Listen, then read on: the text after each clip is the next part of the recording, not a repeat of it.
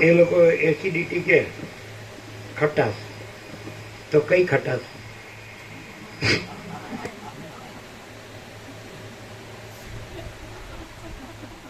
જવા દો ને હવે, અમને અનુભવ ન હોય.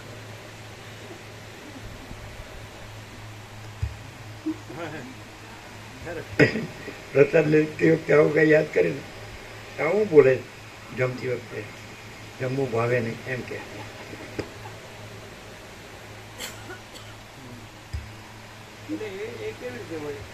કેમ કે વાછરડું છે એ સીધું ગાયના પેટમાં નીકળીને સીધું જ આમ કૂદકા મારીને આંચળે લાગી જાય ધાવવા માંડે, તો એવું બધું અહીંયા. તો એને એમ કહેવાય કે પૂર્વનો અભ્યાસ હોય, એટલે પૂર્વજન્મનું કમાણી. શું કે પૂર્વની કમાઈ કે એવું કે ને, એવું હોય. એટલે પ્રકાશ છે એને પૂર્વજન્મની કમાઈ કરી હોય, પછી પ્રકાશ છે. એમાં પૂર્વ પશ્ચિમ છે.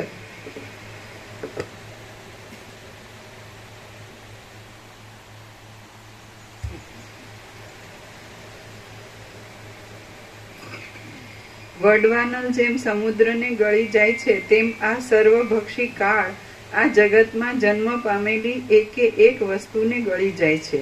કાળરૂપી ભયંકર મહેશ્વર એક સરખી રીતે આ સઘળા દ્રશ્ય પદાર્થોની સ્થિતિનો કોળિયો કરી જવા માટે સજ્જ થઈ રહે છે.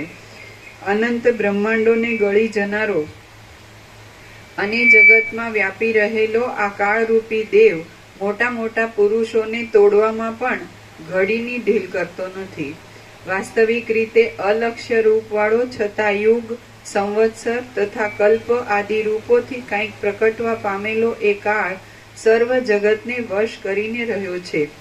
જેમ સર્પોને ગરુડ ગળી ગયો હતો, તેમ આ કાળ જેઓ રૂપવાળા હતા, જેઓ સારા કામ કરનારા હતા અને જેઓ મેરુ પર્વત સમાન ભારે હતા, તેમને પણ ગળી ગયો છે.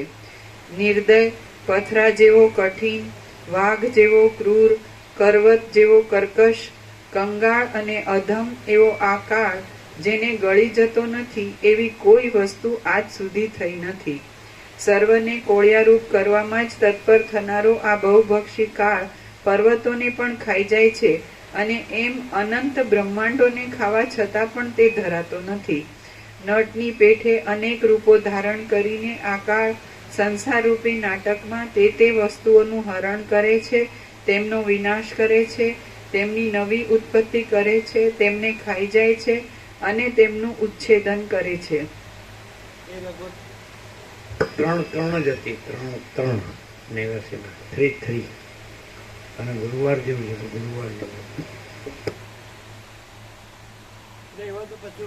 એવું તો ઘણું એમ, આ એક જ નહીં. અને એટલે આ તો એક એવું નહીં, આ અખંડ જ છે, સમજે? એટલે કંઈ એના આસ્પેક્ટ નથી, એમ પાસા નથી, પાસા. આપણે મહાસાગર કહીએ ને કે આ મહાસાગર એક પાસામાં મહાસાગર જોયો, એક પાસામાં મહાસાગર જોયો, આ એક એવું નહીં.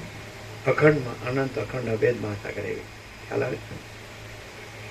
અનંત સંપૂર્ણ મહાચિદાકાશ મહાસાગર, મહાચિદાકાશ મહાસાગર હિ મહાસાગર એમ.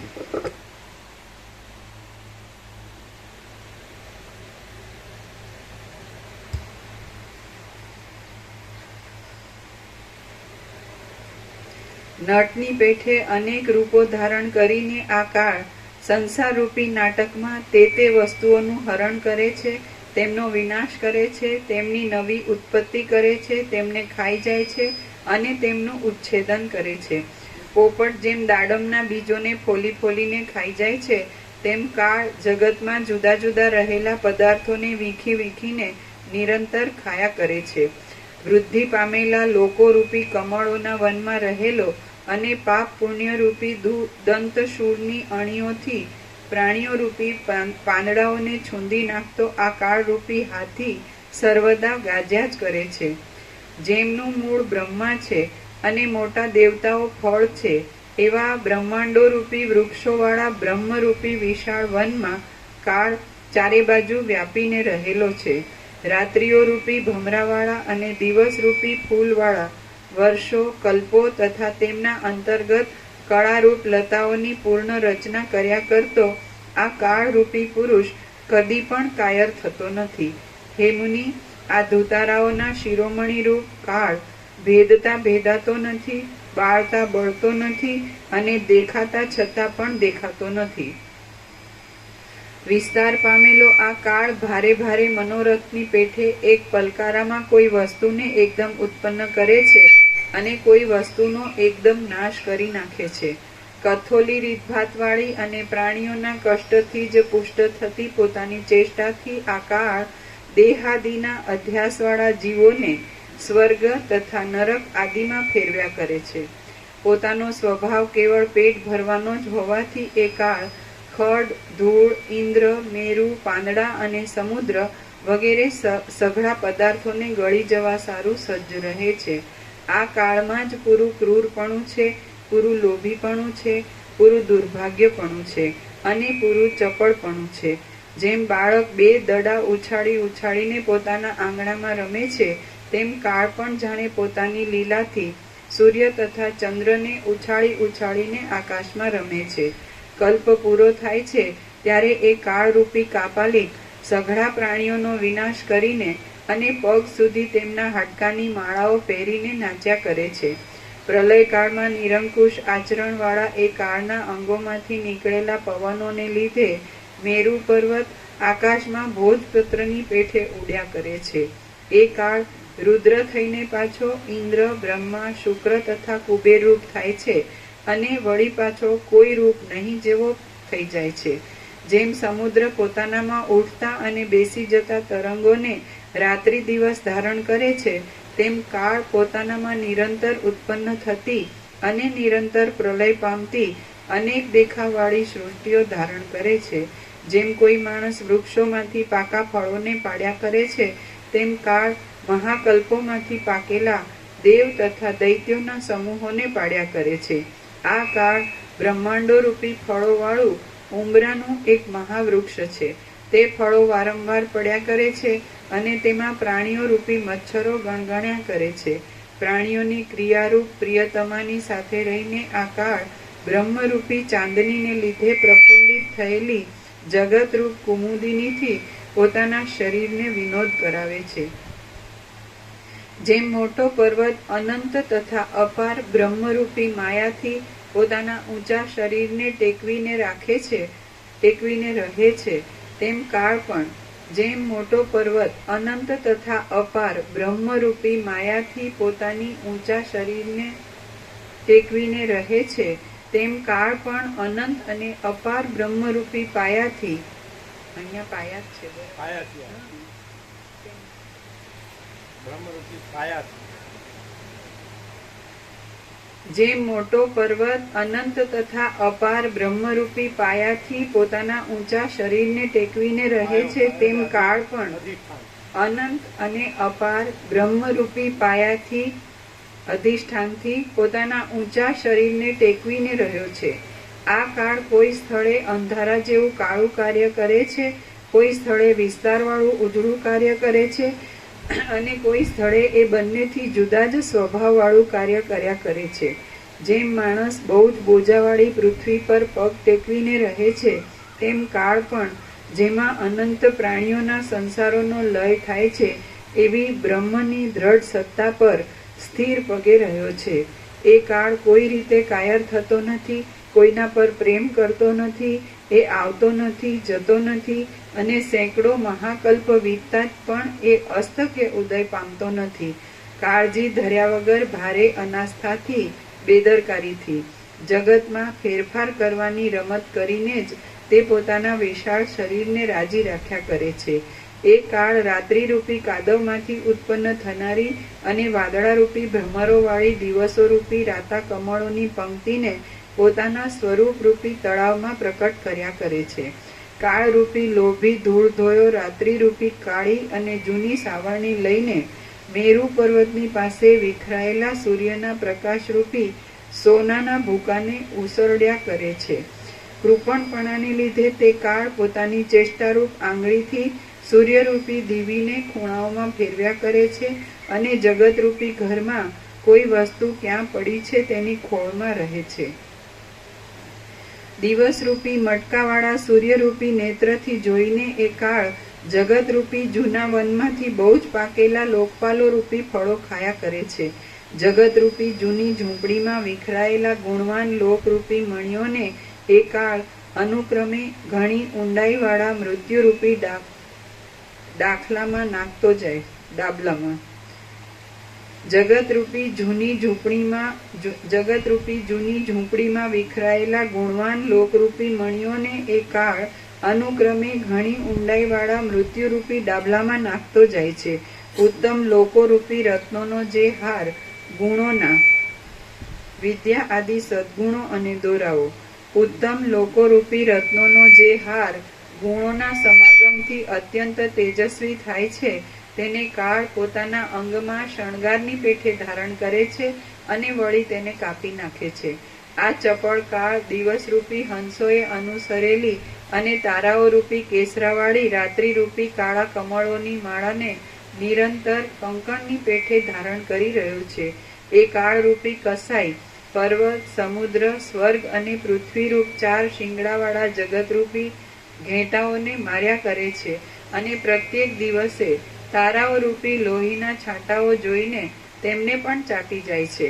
ચંદ્રની પેઠે જુવાની રૂપ કમલિનીને સંકોચ આપનારો અને કેસરી સિંહની પેઠે આયુષ્યરૂપી હાથીઓને ફાડી નાખનારો આ કાળ જેનું હરણ ન કરતો હોય એવી તુચ્છ કે અતુચ્છ કોઈ પણ વસ્તુ નથી. થોડું કરવું છે, થોડું કરો.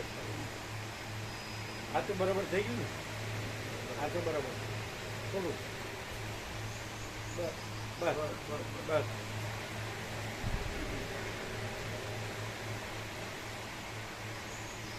ચંદ્રની પેઠે જુવાની રૂપ કમલિનીને સંકોચ આપનારો અને કેસરી સિંહની પેઠે આયુષ્યરૂપી હાથીઓને ફાડી નાખનારો આ કાળ જેનું આગળ હોય ને આ પાછું હોય એવું લાગશે. હા છે, આ પાછું છે, છે. આ આગળ છે, હા, એક આ આખી પાછું ટાઇલ્સ જેટલું છે. આ પાછળ છે, આ આગળ છે. એટલે આને આગળ કરો. જો લાઈન જુઓ, બે પથ્થર પાછળ છે. જવા દો, હજી જવા દો, જવા દો, હજી જવા દો, હજી જવા દો.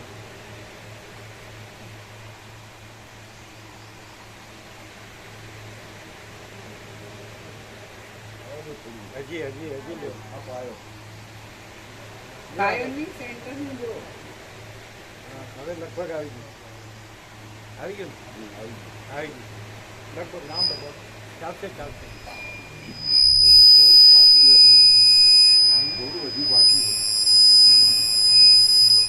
એની વચ્ચેનું જોવાનું, સેન્ટર વાળું જોવાનું. પાછું પાયોની પાછું પાયો નો જોવાય. આ બે બોક્સ જોવાય. એ બોક્સનો પોલ જોવાનો. બોક્સમાં સરખા જોવાય. બોક્સમાં પાયો તો આગળ પાછળ હોય. હવે ચાલો, બરાબર છે? હવે લગભગ બરાબર છે.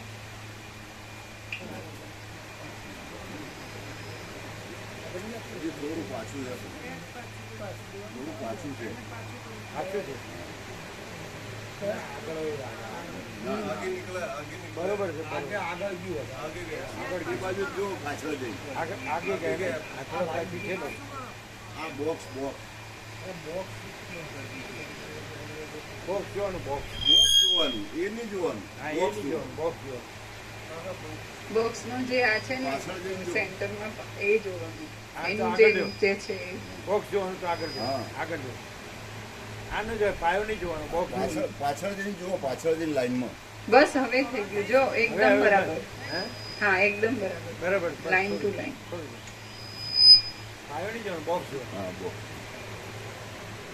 હવે અંદર બહાર જોઈએ. બરાબર. ચંદ્રની પેઠે જુવાની રૂપ કમલિનીને સંકોચ આપનારો અને કેસરી સિંહની પેઠે આયુષ્યરૂપી હાથીઓને ફાડી નાખનારો આ કાળ જેનું હરણ કરતો ન હોય એવી તુચ્છ કે અતુચ્છ કોઈ પણ વસ્તુ નથી. એ આ પાછળ નમેલું છે. આ પથ્થર કાઢી નાખ્યો તમે. આ પથ્થર રાખો.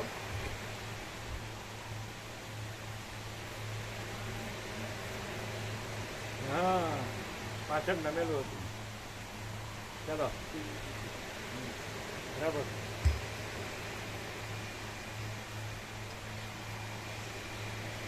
જીવોને ચૂર્ણરૂપ કરીને મૃત્યુના મુખમાં નાખનારા પ્રલયરૂપી ક્રીડાવિલાસ કરીને કાળ પોતે કાર્ય પદાર્થોના અભાવવાળો થાય છે. પ્રલય વખતે તે અજ્ઞાનરૂપ પદાર્થનો પ્રકાશ કરનારા બ્રહ્મ ચૈતન્યથી નિજ સ્વરૂપમાં વિશ્રાંતિ લે છે. ફરીથી પ્રલય વખતે તે અજ્ઞાનરૂપ પદાર્થનો પ્રકાશ કરનારા બ્રહ્મ ચૈતન્યથી નિજ સ્વરૂપમાં વિશ્રાંતિ લે છે. એટલે તેનાથી તે જુદો જ પ્રતીત થતો નથી.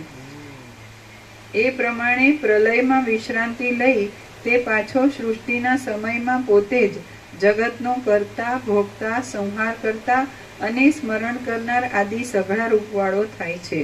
અકળ બુદ્ધિથી પણ જેમના રહસ્યને કોઈ કળી શકતું નથી એવા સારા નરસા સઘળા પ્રકારના શરીરોને પ્રકટ કરતો અને વળી તેમને તરત જ લીન કરી નાખતો આ કાળ અહીં ક્રીડા કર્યા જ કરે છે. સર્વ લોકોમાં એ કાળનું બળ પ્રસિદ્ધ જ છે. નીચે ટાંચ છે. એવા બળવાન કાળનું સ્મરણ રાખી મુમુક્ષુએ પોતાના આત્માનો સાક્ષાત્કાર જેમ બને તેમ શીઘ્ર કરી લેવો જોઈએ. શ્રી યોગ વાસિષ્ઠ મહારામાયણમાં વૈરાગ્ય પ્રકરણનો કાલાપવાદ નામનો સર્ગ 23મો સમાપ્ત. કેવો વાત? કાલાપવાદ. બાદ અપવાદ એટલે બાદ. સર્ગ 24મો કાળનું રાજકુમાર રૂપે વર્ણન. આ 24મા સર્ગમાં કાળનું રાજકુમાર રૂપે વર્ણન કરવામાં આવશે. રામ બોલ્યા, પરમાત્મા રૂપ રાજાનો પુત્ર આ કાળ છે. સઘળી આપત્તિઓ તેનાથી દૂર રહી છે અને તેના પરાક્રમ અપાર છે. હું તેના ચરિત્રનું વર્ણન કરું છું. જગતરૂપી જૂના જંગલના જાળામાં એ કાળ રાખ અને મૂઢ પ્રાણીઓ રૂપી મૃગના સમૂહનો નાશ કરવા રૂપ મૃગયા રમ્યા કરે છે. જેના એક ભાગમાં વડવાનલ રૂપી સુંદર કમળ શોભ્યા કરે છે એવો પ્રલયકાળનો મહાસાગર એને રમવાની સુંદર નદી રૂપ છે.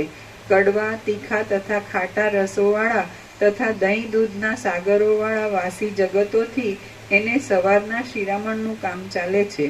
સઘળી દેવીઓ સાથેની જે કાળરાત્રિ ચાતુરીથી ફર્યા કરે છે, જે સંસારરૂપી વનમાં વિહાર કરવા જોડાયેલી છે અને જે વાઘણની પેઠે પ્રાણીઓના સમૂહનો ઘાત કરનારી છે, તે એ કાળરૂપ રાજકુમારની પ્રિય સ્ત્રી છે. કમળ, ઉત્પલ અને કલ્હાર રૂપી ઝૂલતી જાળીઓવાળી આ પૃથ્વી એ કાળના હાથમાં રહેલી રસભરી પીવાની પ્યાલી રૂપ છે. ગર્જના કરતો, વિકટ રીતે પંજા પછાડતો અને કેશવાળીથી વિકટ તથા પુષ્ટ ખભાવાળો નૃસિંહાવતાર એ કાળના હાથના પાંજરામાં શિકારી બાજરૂપ છે. બ્રહ્માંડોની માળાઓ પહેરી લેવાને લીધે ઘણા તુંબડાવાળી વીણા જેવો લાગતો અને શરદ ઋતુના આકાશ જેવી શ્યામ કાંતિવાળો સંહાર ભૈરવ નામનો દેવ એ કાળરૂપી રાજકુમારને રમવાના કોયલના બચ્ચા રૂપ છે. નિરંતર ચકચકિત આકારવાળું અને દુઃખોરૂપી બાણોની પંક્તિને ફેંક્યા કરતું સંહારરૂપ ધનુષ એના હાથમાં ચારે બાજુ શોભ્યા કરે છે. લક્ષ્યો, નિશાનો.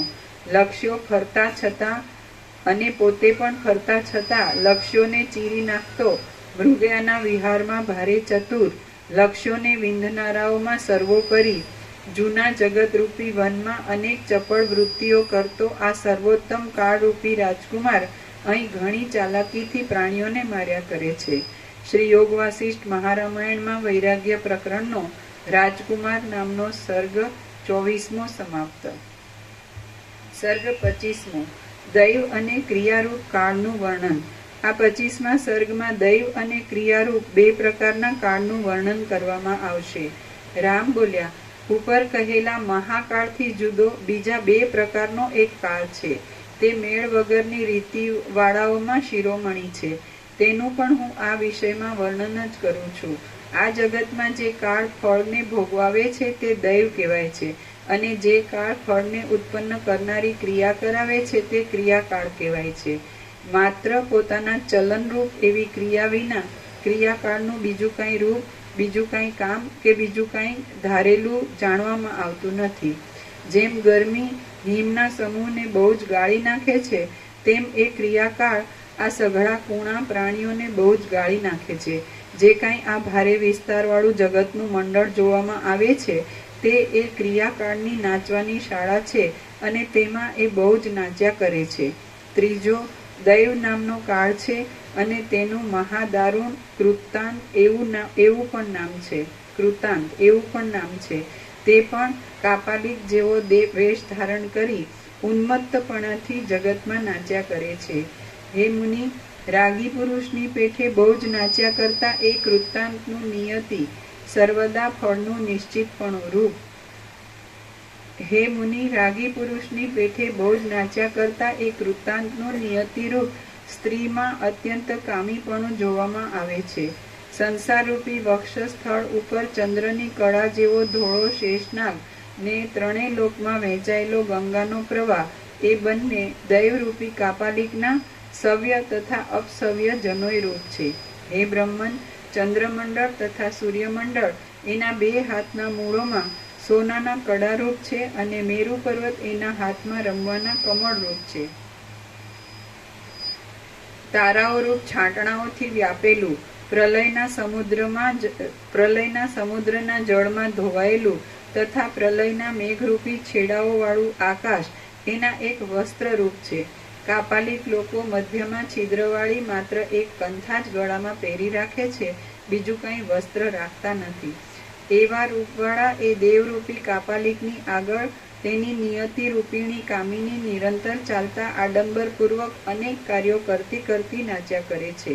હે દેવ, પ્રાણીઓના નિરંતર જવા આવવાથી ચંચળતાવાળા જગતરૂપી માંડવાની અંદર નાચ્યા કરતી અને જેની ક્રિયાશક્તિ બંધ પડતી નથી એવી એ સ્ત્રીના અંગોમાં અનેક ભુવનોની પંક્તિ સુંદર ઘરેણારૂપ છે અને પાતાળ સુધી લાંબુ આકાશ એના મહાન ચોટલાના મંડળરૂપ છે. પ્રાણીઓની ચીચિયારીઓથી દીપતી તથા પાપરૂપી દોરાથી પાતાળરૂપી પગમાં બાંધેલી નરકોની પંક્તિ એની ઘૂઘરીઓ રૂપ છે. યમરાજા એના લલાટરૂપ છે અને તેમાં પ્રાણીઓના કર્મોની સંખ્યા જણાવનાર ચિત્રગુપ્ત રૂપી કસ્તુરીની ટીપકી છે.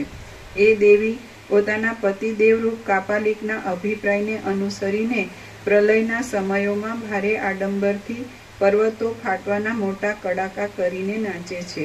આમ સર્વનો સંહાર કરનારી એ નિયતિ નૃત્ય કરી રહી છે ત્યારે તેની પાછળ કાર્તિક સ્વામીના મરી ગયેલા મોરના લટકી રહેલા પીંછા ઉડાઉડ કરે છે.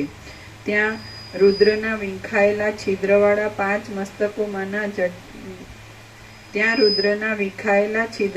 પાંચ મસ્તકોમાંની જટાઓના ચંદ્રો લાંબા થઈને લહેર્યા કરે છે. ત્યાં 3 નેત્રમાં મોટા છિદ્રોમાંથી ભારે સુસવાટા ઉઠી રહ્યા છે અને તેથી તે મસ્તકો ભયંકર લાગે છે. ત્યાં પાર્વતીના ફરફરી રહેલા કેશરૂપી ચામરો ચાલે છે અને તેમાં કલ્પવૃક્ષના સોહામણા પુષ્પો ગૂંથ્યા છે. ત્યાં પર્વતો જેવા ભૈરવોના પેટરૂપ ઊંચા નીચા થતા તુંબડાઓ છે. ત્યાં સેંકડો છિદ્રોમાંથી ધ્વનિ કરતા ઇન્દ્રના શરીરરૂપી ભિક્ષાપાત્ર છે. ત્યાં સુકાઈ ગયેલા મનુષ્યોના હાડકારૂપ ખટવાંગો ખાટલાના ઈસ કૂપડા છે. આમ એ કાપાલિકની સ્ત્રી ગગન સુધી વ્યાપેલા પોતાના શરીરને પણ જાણે બીવડાવી રહી છે. મહાકલ્પોમાં સર્વનો સંહાર કરનારી એ કાળકામિની પોતાના નૃત્યોમાં આમ તેમ ચલાયમાન થતી અનેક આકારવાળા માથાઓના સમૂહોરૂપ મોટા કમળોની માળાથી શોભે છે. પ્રલયકાળમાં ઉન્મત્ત થયેલા તે સમયના મેઘરૂપ ડાકલાઓના પ્રચંડ શબ્દો સાંભળી તુંગરુ આદિ ગંધર્વો તેની પાસેથી નાસી જાય છે. ત્યાં કુંડળની પેઠે ચળકતા ચંદ્રમંડળથી શોભી રહેલો અને તારાઓરૂપ ચાંદલાઓથી શોભતા આકાશરૂપ મયુર પીંછથી કેશ શણગારીને આવેલો દેવરૂપી કાપાલિક જગતરૂપી નૃત્યશાળામાં નાચ્યા કરે છે. તેના એક કાનમાં સુશોભિત હિમાલય હાડકાના કુંડલરૂપ છે અને બીજા કાનમાં મેરુ પર્વત સુશોભિત સુવર્ણના કુંડલરૂપ છે. ચંદ્ર અને સૂર્ય પણ તેના 2 કાનમાં કુંડલરૂપ છે અને તેથી તેનું ગંડસ્થળ શોભી રહ્યું છે. લોકાલોક નામના પર્વતના શિખરોની પંક્તિ એને ફરતી કટી મેખલા છે. આમ તેમ જતી વીજળી એના હાથમાં દોડી જેવા આકારવાળા કંકણ રૂપ છે. પવનથી ચલાયમાન કરેલી વાદળાઓની પંક્તિ એની અનેક રંગી કંથારૂપ છે. મહાકાળના હાથથી નંખાયેલા શેષનાગના શરીરરૂપ મોટા દોરાથી સંબંધ રાખતા અને સઘળો સંસાર જેનાથી બંધાઈ જાય છે એવા લાંબા માયારૂપ પાશમાં ગૂંથાયેલી ક્ષય પામેલા બ્રહ્માંડોમાંથી નીકળેલા મૃત્યુઓથી બનેલી માળા એ કાપાલિકના ગળામાં જાણે એકઠા કરેલા તીક્ષ્ણ મૂષળ, ખડગ, ત્રાસ, ત્રિશૂળ, તોમર અને મુદ્ગરોથી બનેલી માળા હોય એવી શોભે છે. જીવતી મગરીઓ રૂપ લાંછનોવાળી અને રત્નોના તેજથી દીપતી 7 સમુદ્રો રૂપ કંકણોની પંક્તિ એ કાપાલિકના 2 હાથના ભૂષણ રૂપ છે. વ્યવહારો રૂપી મોટા ગૂંચળાવાળી રજ, ધૂળ અને રજોગુણથી ખરડાયેલી અને અંધારા જેવી કાળી સુખ દુઃખોની પરંપરા એ કાપાલિકના રૂવાટાની પંક્તિ રૂપ છે. ઘણા ખરા આવા ગુણોવાળો દૈવરૂપી કાપાલિક પ્રલયમાં પોતાના તાંડવવાળા નાચને ઘણા કાળ સુધી બંધ પાડી વિસામો લે છે અને પાછા તે બ્રહ્મા તથા રુદ્ર આદિને ઉત્પન્ન કરી જેમાં ઘણા દેખાવો કરવામાં આવે છે એવી અને જરા શોક, દુઃખ તથા પરાભવથી શોભતી આ સૃષ્ટિરૂપ નાચની લીલા કરવા માંડે છે.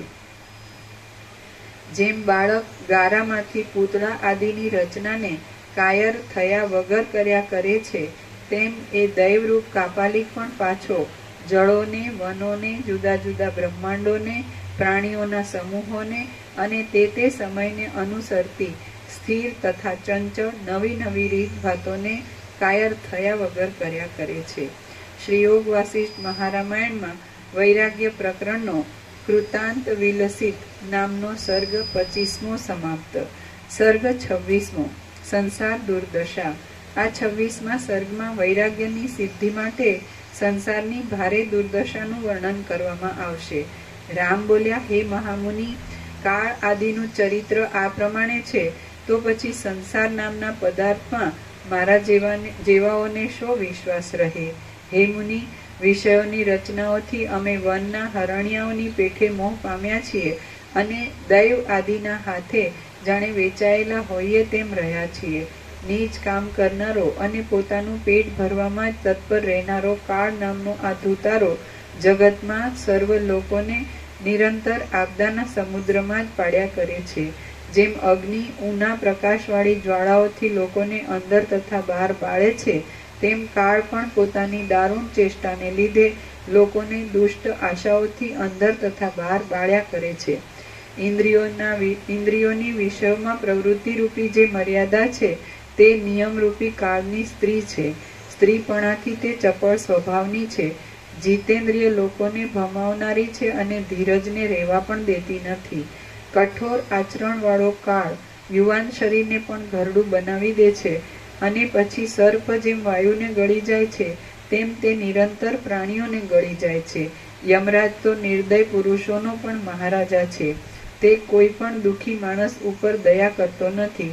બાકી સઘળા પ્રાણીઓ ઉપર દયા કરવામાં ઉદારતા ધરાવનાર પુરુષ તો દુર્લભ જ છે. બાકી સઘળા પ્રાણીઓ ઉપર દયા કરવામાં ઉદારતા ધરાવનાર પુરુષ તો દુર્લભ જ છે. બાકી સઘળા પ્રાણીઓ ઉપર દયા કરવામાં ઉદારતા ધરાવનાર પુરુષ તો દુર્લભ જ છે. હે મુનિ, પ્રાણીઓની સઘળી જાતિઓ તુચ્છ શક્તિવાળી છે અને વિષયોના સ્થળો દારૂણ તથા અપાર દુઃખ ઉત્પન્ન કરવા વાસ્તે જ છે. આયુષ્ય અત્યંત ચપળ છે, મૃત્યુ અત્યંત કઠિન છે, યુવાની અત્યંત વેગે વહે છે અને બાળપણું મોહમાં જ સરી જાય છે. લોકો વિષયોની ચિંતાઓથી ઘેરાયા છે. સંબંધીઓ સંસારના બંધનરૂપ છે. ભોગો સંસારમાં મોટા રોગરૂપ છે અને તૃષ્ણાઓ ઝાંઝવાના પાણી જેવી છે. ઇન્દ્રિયો શત્રુનું કામ કરે છે. પરમાર્થ નહીં જેવો થઈ ગયો છે અને જેનું મન શત્રુ છે એવો આત્મા મનના અભિમાનને લીધે મનરૂપ થઈને પોતે જ પોતાને દુઃખી કરે છે. અહંકાર ભોગો લોકો વિષયોની ચિંતાઓથી ઘેરાયા છે. સંબંધીઓ સંસારના બંધનરૂપ છે. ભોગો સંસારમાં મોટા રોગરૂપ છે અને તૃષ્ણાઓ ઝાંઝવાના પાણી જેવી છે. ઇન્દ્રિયો શત્રુનું કામ કરે છે, પરમાર્થ નહીં જેવો થઈ ગયો છે, અને જેનું મન શત્રુ છે એવો આત્મા મનના અભિમાનને લીધે મનરૂપ થઈને પોતે જ પોતાને દુઃખી કરે છે. અહંકાર સ્વરૂપને દૂષિત કરે છે. બુદ્ધિઓ સ્વરૂપની નિષ્ઠારૂપ દ્રઢતાથી રહિત છે. ક્રિયાઓ દુષ્ટ ફળ આપ્યા કરે છે, અને મનના વિલાસો સ્ત્રીઓના પુરુષોમાં જ લાગ્યા કરે છે. ઈચ્છાઓ કેવળ વિષયોની જ થાય છે. આત્માના ચમત્કારો જાણવામાં આવતા નથી. સ્ત્રીઓના સંબંધમાં પુરુષો દોષોની સેનાઓ રૂપ છે, અને શાસ્ત્રો ઉપર પ્રેમ રહ્યો નથી. જે સાચું છે તે ખોટા રૂપે સમજાયા કરે છે. ચિત્ત અહંકારમાં લાગેલું છે. પદાર્થો વિનાશ પામવાના પરિણામવાળા છે, અને આત્મ સ્વરૂપ જાણવામાં આવતું નથી. આકુળતા ભરેલી બુદ્ધિ કેવળ તપ્યા કરે છે. વિષયો ઉપર રાગરૂપી રોગ વધ્યા કરે છે, અને વૈરાગ્ય પ્રાપ્ત થતો નથી. રજોગુણથી સદવિચાર હણાઈ જાય છે. મોહ વધતો આવે છે. સત્વગુણ મળતો નથી, અને સત્ય વસ્તુ અત્યંત દૂર રહે છે. જીવન અસ્થિર સ્થિતિને પામ્યું છે. મરણ આવવાને સજ્જ રહ્યું છે. ધીરજ નાશ પામી છે, અને નિરંતર તુચ્છ વિષયોમાં પ્રીતિ રહે છે.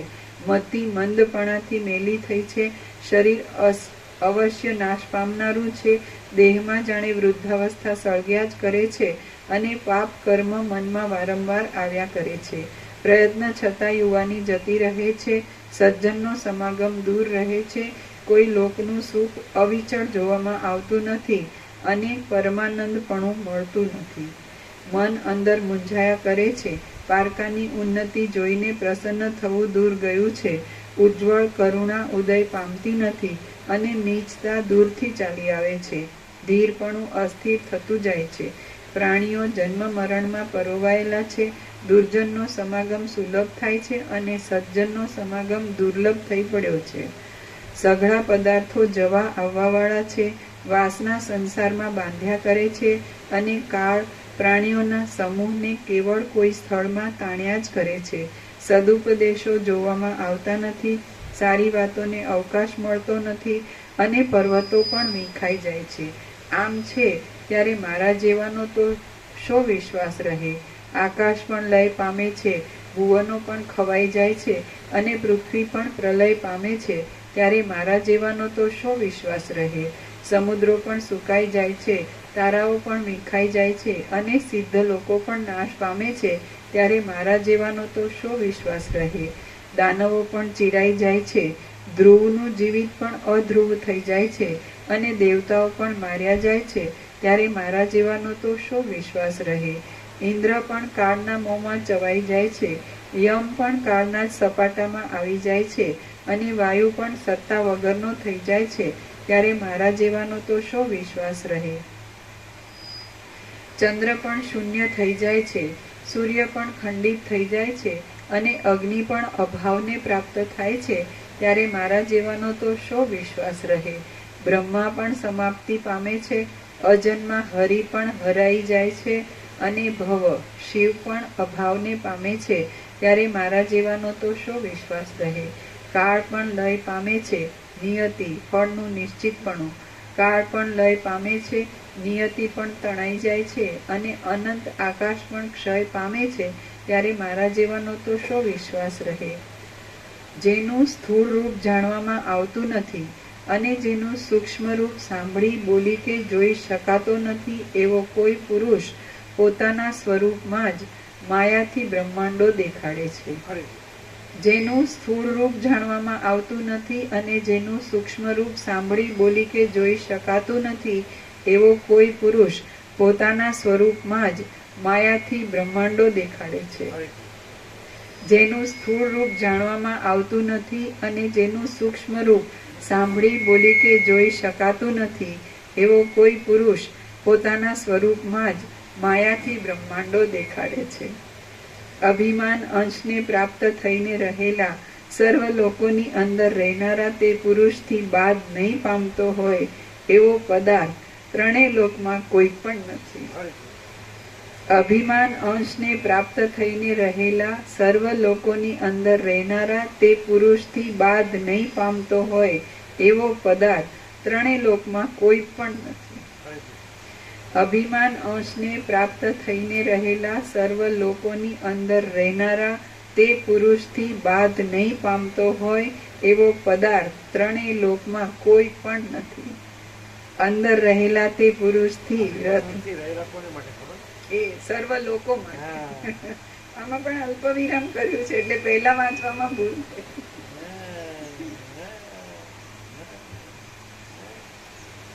ये बात है. હવે આ પ્રકાશ વગેરે ખબર પડે ન પડે ઉપરથી લોચા કરે.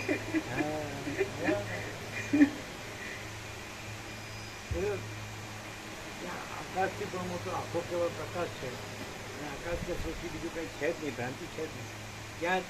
ત્યાંથી પ્રકાશ થાય, પ્રકાશથી પ્રકાશ થાય ને તો જ હોય. ભ્રાંતિથી એ પ્રકાશે ભ્રાંતિ લાગે ને ભ્રાંતિ પ્રકાશ લાગે, એ અવળું લાગે. અભિમાનથી રહેલા સર્વ લોકો ના પાછા અંદર રહેલા અધિષ્ઠાન, પછી એની અંદર આ બધું નથી, એ બધાની અંદર છે પણ એની અંદર આ બધું નથી. અને તો તમે પોતે જ છે અનંત અખંડ હવે મહાતત્વ મહાસામાન્ય ક્રિયાથી સ્વાભાવિક છે. અનાદિ અનંત નિરંજન નિરાકાર નિર્વિકાર અનંત સંપૂર્ણ અનંત સર્વત્ર. એટલે એનાથી નાશ પામે એવો કોઈ પદાર્થ નથી નહીં, એમાં એના સિવાય બીજો કોઈ પદાર્થ છે જ. પરમાત્મા પોતાનો પરમાત્મા જ છે, બીજું કોઈ નથી, બીજું કાંઈ નથી, બીજું કાંઈ થતું નથી. મા ચિદાકાશ પોતામાં મા ચિદાકાશ જ છે, પોતામાં પોતા વિના બીજું કોઈ નથી, કાંઈ નથી, કાંઈ થતું નથી. અનંત સ્વચ્છ મા ચિદાકાશ અનંત શાંતિ છે.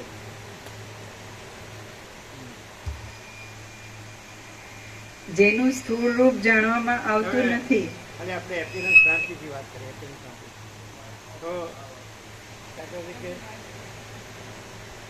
એપિરન્સ ભ્રાંતિથી વાત કરીએ તો દાખલા તરીકે આ એપિરન્સ ભ્રાંતિ છે એની અવસ્થા અને એટલી અવસ્થાની બીજી એપિરન્સ ભ્રાંતિ, ડિફરન્સ ખબર પડે? પેલા વિવેક પ્રભુ કે એને ઘેરથી કલ્પનામાં થઈ છે કે સાલું આપણે રોજ ઘરડા થતા જઈએ છીએ ને સ્વામીજી રોજ નાના થતા જાય. સાંભળ્યું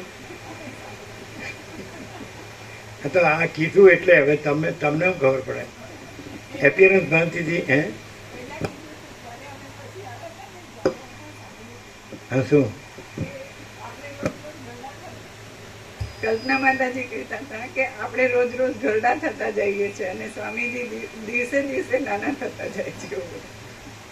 તમે શું કહેવું? પોતાનું પ્રભુમાં નાના મોટા અવસ્થા એમ નથી. એપિયરન્સ ભ્રાંતિ સાપેક્ષ. આ એપિયરન્સ ભ્રાંતિ છે ને દ્રશ્ય ભ્રાંતિ અને બધી એપિયરન્સ ભ્રાંતિ છે. તો આ અવસ્થા બધાની હોય ત્યારે કેવા હોય અને આ કેવું છે એમ. આ અવસ્થા બધાની હોય ત્યારે જે સંસાર ભ્રાંતિના 7 ખંડના 800 કરોડ છે એ દેહાધ્યાસ વાળા હોય એટલે ક્ષીણ નિર્માલ્ય અને મરવાને વાંકે જીવતા હોય એવા હોય અને રાત જોતા હોય 8-10 મણ લાકડાના ગરાટ હોય. જ્યારે આ એક બ્રહ્મ તેજથી ભરપૂર એમ બીજું કઈ નહીં ને જે છે એ છે. અવસ્થાનો કોઈ મહાચિદાકાશ ઉપર કોઈ પ્રભાવ નહીં.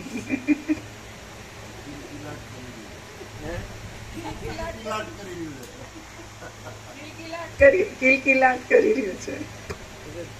જ્યાં સુધી ઘરનું માણસ ન મરી ગયો હોય ત્યાં સુધી બધાનું કિલકિલાટ જ હોય.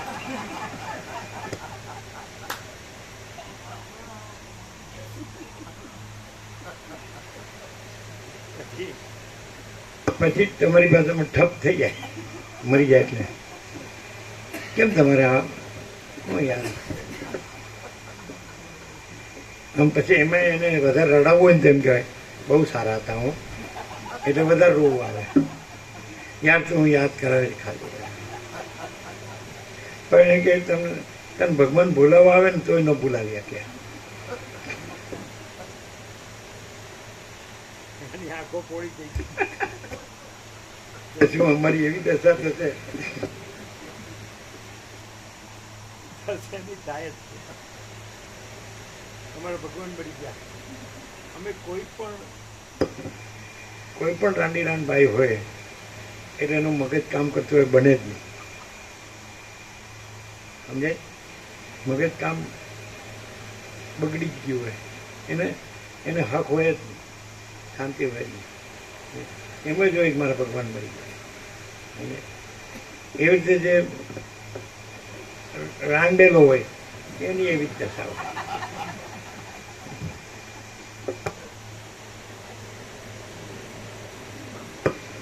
એમ શું કરીએ એમ કે હવે શું કરીએ કયો એમ કે ભગવાનનું નામ લેવાનું મન થતું નથી.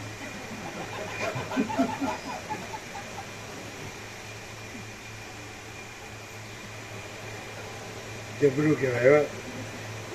જે ભ્રાંતિ કાંઈ નથી એ કેવી નાચે છે પણ એટલે છે જ નહીં. અને જો હે પરમ શાંતિ જ છે.